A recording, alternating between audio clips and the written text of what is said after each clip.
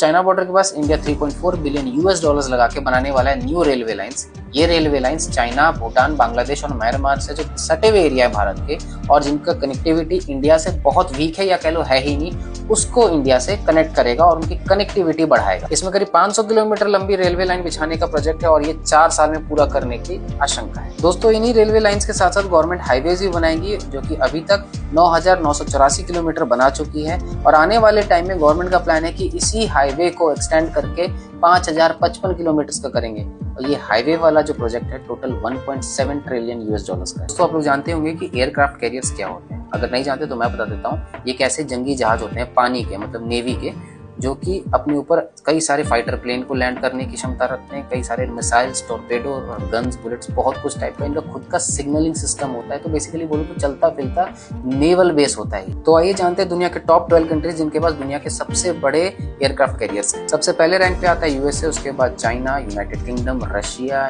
India, France, Italy, Spain, Japan, Brazil और Thailand. India में हमारा आईएनएस विक्रांत है जो कि हमारे झंडे लहरा रहा है। 825 करोड़ का दोस्तों सबसे बड़ा Indian sports complex Narayanpura Ahmedabad में खुलने जा रहा है, जिसके अंदर बड़े बड़े स्पोर्ट्स इवेंट्स होंगे, चाहे एक्वेटिक हो, चाहे रीना हो, चाहे एथलीट हो। ये इंडिया के 2047 स्पोर्ट्स विजन को ध्यान में रखते हुए बनाया जा रहा है। तो फरीदाबाद के पलवल में एक्शन कंस्ट्रक्शन इक्विपमेंट ने 400 करोड़ का इन्वेस्टमेंट करके क्रेन बनाने की जो फैसिलिटी यानी क्रेन मैन्युफैक्चरिंग यूनिट लगाने का प्लान किया है। तो भूटान के करंट राजा ने नए राजकुमार के बर्थडे पे 1,08,000 पेड़ लगाने का आदेश दिया है। कितना अच्छा मूव है।